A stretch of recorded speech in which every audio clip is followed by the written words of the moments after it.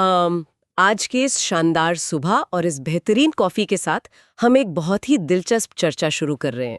बिल्कुल। और ये कॉफी वाकई बहुत अच्छी है यार। है ना? तो आज हम इंडिया रिव्यू के कुछ बहुत ही डिटेल वाले लेखों पर एक गहरी चर्चा करने वाले हैं। ये एक तरह का सिनेमाई सफर है जहां हम सिर्फ ऊपर तैरती हुई खबरों की बात नहीं करेंगे। एक ऐसा सफर जहां हम बॉलीवुड के पर्दे के पीछे की असली सच्चाई और बॉक्स ऑफिस का वो जो उलझा हुआ गणित होता है ना, उसे डीकोड करेंगे। सही कहा। मैंने आज ढेरों आर्टिकल्स और रिसर्च नोट्स पढ़े हैं और सच बताऊं तो मुझे लगता है इंडस्ट्री के अंदर इस वक्त पावर डायनेमिक्स में बहुत बड़ा बदलाव आ रहा है। हर बड़ी हलचल के पीछे ना एक गहरा पैटर्न छुपा होता है। अक्सर ये खबरें हमें अलग अलग घटनाएं लगती हैं, लेकिन अगर इन कड़ियों को जोड़ा जाए तो पूरी फिल्म इंडस्ट्री की बदलती हुई दिशा साफ नजर आने लगती है। बिल्कुल। तो सबसे पहले उसी सत्ता के खेल की ही बात करते हैं। मतलब इंडस्ट्री में असली पावर है किसके हाथ में? कुणाल खेमू का एक हालिया बयान बहुत चर्चा में है। हाँ, वो काम के घंटों वाला ना। हाँ, काम के घंटों को लेकर जो एक लंबी बहस चल रही है, उस पर उन्होंने बहुत सीधा जवाब दिया है। उनका कहना है कि अगर एक्टर्स को अपने काम के शेड्यूल पर पूरा नियंत्रण चाहिए तो उन्हें खुद प्रोड्यूसर बन जाना चाहिए। इस बयान ने ना इंडस्ट्री का एक बहुत ही कड़वा यथार्थ सामने रख दिया है। अगर इसे करण जौहर के उस हालिया इंटरव्यू से जोड़कर देखा जाए जो उन्होंने द हॉलीवुड रिपोर्टर इंडिया को दिया था, तो तस्वीर एकदम साफ हो जाती है। वो पपेट मास्टर वाला कॉमेंट। बिल्कुल। करण ने एक फिल्म निर्देशक की तुलना पपेट मास्टर यानी कठपुतली नचाने वाले से की है। उनका स्पष्ट कहना है कि डायरेक्टर ही वो इंसान है जो पूरी कास्ट और क्रू को अपने विजन के हिसाब से कंट्रोल करता है। लेकिन यहाँ एक बड़ा सवाल उठता है, क्या ये पपेट मास्टर वाला शब्द थोड़ा ज्यादा कठोर नहीं है? आखिर दर्शक तो सिनेमा घरों में स्टार का चेहरा देखकर ही टिकट खरीदते हैं। अगर स्टार्स की कोई पावर ही नहीं है तो फिर उनका इतना रुतबा क्यों है? स्टार्स का रुतबा अपनी जगह है, वो भीड़ खींचने का काम करते हैं, लेकिन कैमरे के पीछे सत्ता का असली केंद्र वो होता है जो पैसे लगा रहा है या जो क्रिएटिव कंट्रोल रखता है। कुणाल और करण के बयानों का सार भी यही लगता है। हाँ, सिर्फ एक लोकप्रिय चेहरा होना अब सिस्टम को अपने हिसाब से चलाने के लिए काफी नहीं है। असली नियंत्रण उसी के पास है जो प्रोजेक्ट को फंड कर रहा है। इसी वजह से हम देख रहे हैं कि आज हर बड़ा एक्टर अपना खुद का प्रोडक्शन हाउस खोल रहा है। उन्हें समझ आ गया है कि सिर्फ एक्टिंग से उन्हें वो आजादी नहीं मिलेगी। और जब स्टार्स, उनके रुतबे और सिस्टम की बात हो रही है तो सैफ अली खान का वो बेबाक बयान भी इसी कड़ी का हिस्सा लगता है। बिल्कुल। सैफ ने नेपोटिज्म और अपने बेटे इब्राहिम के संघर्ष पर बहुत ही प्रैक्टिकल बात कही है। उन्होंने माना कि एक फिल्मी परिवार से आने का विशेषाधिकार जरूर होता है, लेकिन साथ ही इन्होंने ये भी जोड़ दिया कि वो हमेशा अपने बेटे के बगल में खड़े होकर उसका हाथ नहीं पकड़ सकते। अक्सर जब नेपोटिज्म की बात होती है ना, तो उसे एक तरफा नजरिए से देखा जाता है। विशेषाधिकार आपको पहली फिल्म या किसी बड़े बैनर का पहला मौका दिला सकता है, लेकिन कैमरा रोल होने के बाद स्क्रीन पर जो प्रदर्शन करना है वो तो एक्टर को ही करना पड़ेगा।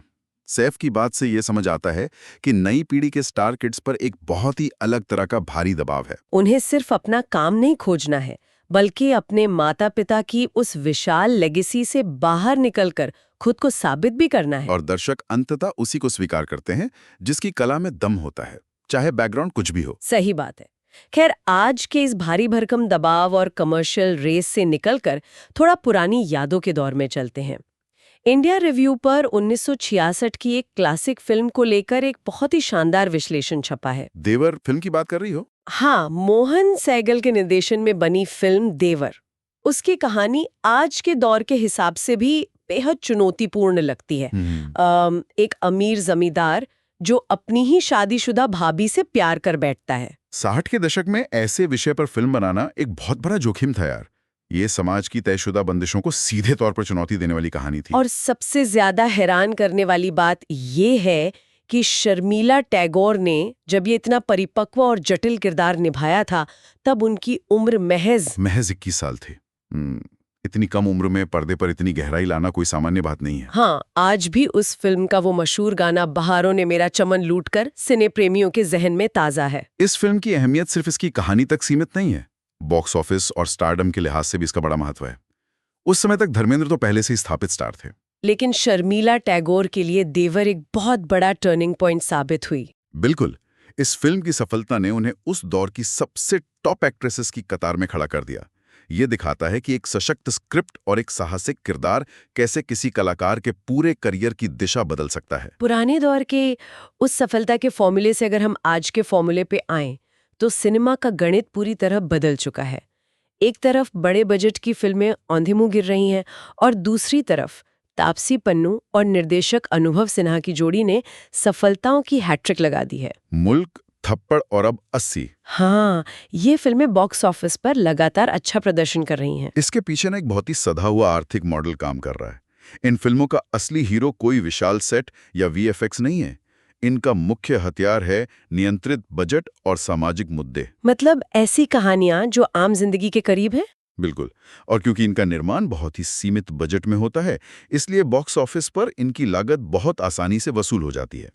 इसे आज के समय की सबसे स्मार्ट फिल्म मेकिंग कहा जा सकता है, जहां जोखिम कम है और रिकवरी की संभावना बहुत ज्यादा। लेकिन जब हम स्मार्ट और सुरक्षित फिल्म मेकिंग की बात करते हैं तो दूसरी तरफ एक ऐसी आंधी भी आती है जो सारे पुराने रिकॉर्ड उड़ा ले जाती है।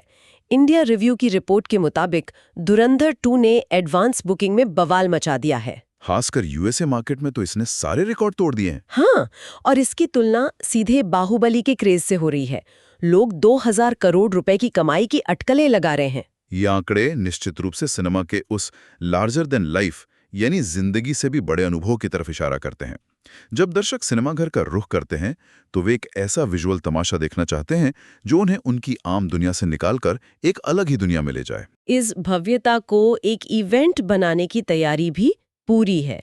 19 मार्च को फिल्म रिलीज हो रही है और रणवीर सिंह का एक बेहद खूंखार अवतार इसमें नजर आने वाला है।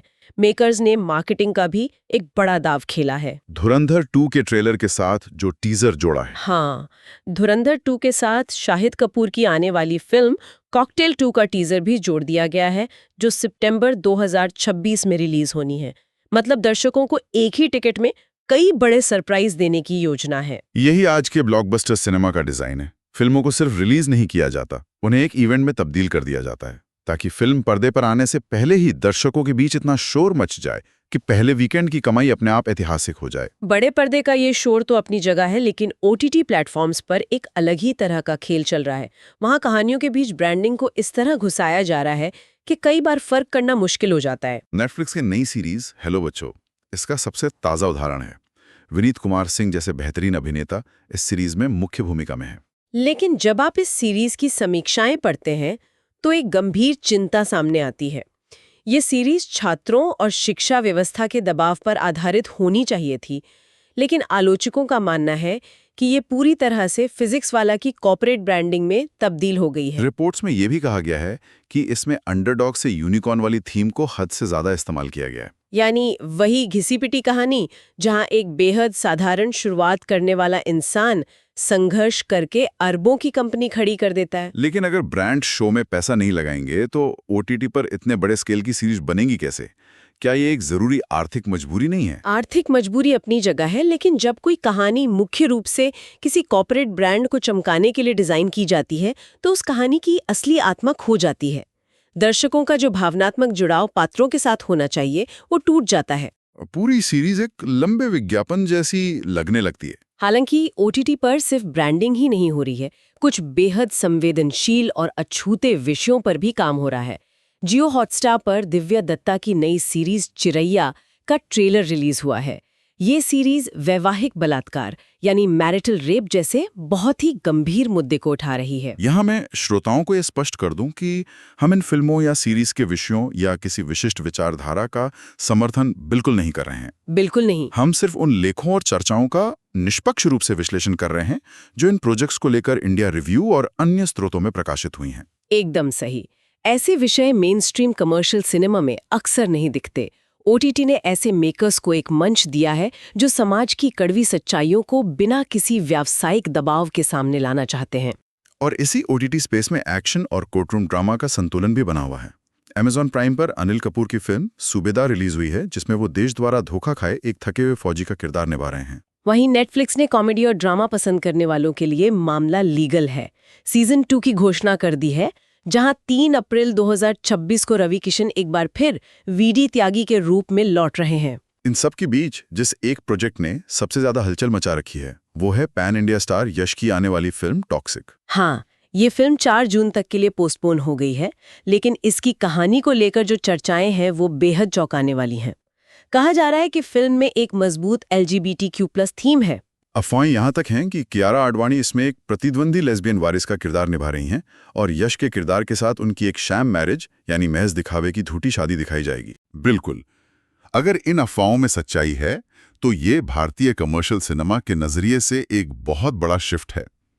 एक इतने बड़े पैन इंडिया स्टार का, जो अपने एक्शन और माचो इमेज के लिए जाने जाते हैं, अपने फिल्म के केंद्र में एक ऐसे विषय को रखना बहुत बड़ा जोखिम है। क्या ये जोखिम इसलिए उठाया जा रहा है क्योंकि बड़े स्टार्स अब समझ गए हैं कि सिर्फ एक्शन से ग्लोबल या अर्बन ऑडियंस को जोड़ा नहीं जा सकता? ये एक बहुत बड़ा कारण हो सकता है यार।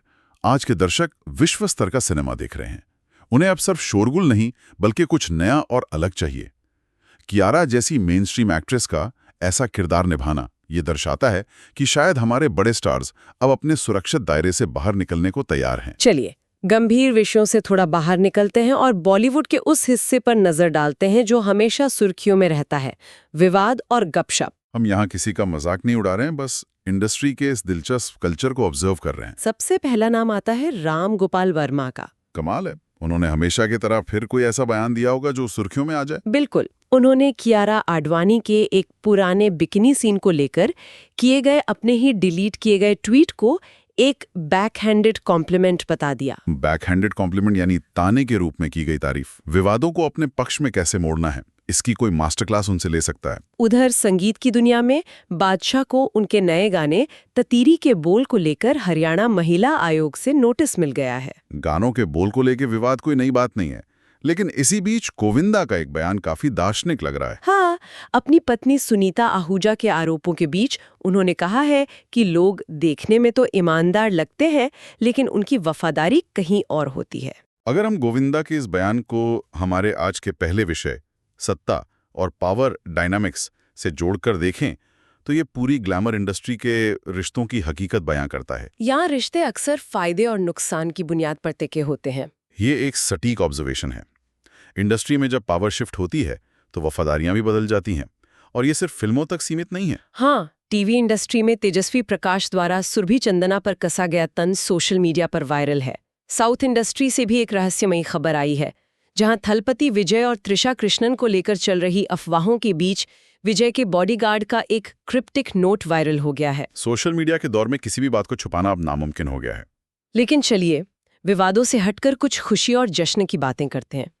जानवी कपूर ने अपना जन्मदिन बेहद सादगी से तिरुपति मंदिर में दर्शन करके मनाया और उनके रूमर्ड बॉयफ्रेंड शिखर पहाड़िया ने उनके लिए सोशल मीडिया पर एक बहुत प्यारा संदेश भी लिखा। साउथ में अल्लू अर्जुन अपनी शादी की 15वीं सालगिरह मना रहे हैं, और दिलचस्प बात यह है कि उसी दिन उनके भाई अल्लू शिरीष की शादी भी हो रही है। एक ही घर में दोहरा जश्न। वहीं यश, जिनकी फिल्म टॉक्सिक की हमने अभी चर्चा की, उनका नया दाढ़ी वाला लुक एयरपोर्ट पर फैंस के बीच काफी वायरल हो रहा है। लेकिन इन सब में सबसे प्यारी तस्वीर वानखेड़े स्टेडियम से आई, जहां रणबीर कपूर और आलिया भट्ट की नन्ही बेटी राहा टीम इंडिया को चीयर करती हुई नजर आई। उस बच्चे की मासूमियत ने इंटरनेट पर सबका दिल जीत लिया। चकाचौंध और भारी बॉक्स ऑफिस नंबर्स के बीच ये जो छोटे छोटे पारिवारिक पल होते हैं ना, यही इंडस्ट्री को थोड़ा मानवीय और जमीन से जुड़ा हुआ महसूस कराते हैं। आज की इस पूरी चर्चा में हमने 1966 के देवर की कहानी से लेकर धुरंधर 2 के 2000 करोड़ के गणित को समझा। हमने OTT की कॉर्पोरेट ब्रांडिंग और नेपोटिज्म के दबाव पर भी बात की। इन सब को देखकर एक बड़ा सवाल तो जरूर उठता है। बिल्कुल, आज की चर्चा से एक बड़ा सवाल ये उठता है कि क्या बॉलीवुड में अब कहानी कहने और ब्रांड बनाने के बीच की रेखा पूरी तरह मिट गई है? चाहे वो हेलो बच्चों में कॉर्पोरेट ब्रांडिंग हो या एक्टर्स का खुद प्रोड्यूसर बनकर अपने इर्द गिर्द फिल्में बुनना। क्या हम अब सिनेमा देख रहे हैं या सिर्फ एक अच्छी तरह से पैक किया गया प्रोडक्ट? ये सच में एक ऐसा विचार है जो सिनेमा को एक बिल्कुल नए नजरिए से देखने पर मजबूर करता है। और इसी गहरे विचार के साथ आज के सिनेमाई सफर को यहीं विराम देते हैं। हेडलाइन से हार्टबीट्स तक आप सुन रहे थे Bollywood deep dive from indiareview.com। कहानियों के बीच फिर मुलाकात होगी। नमस्कार।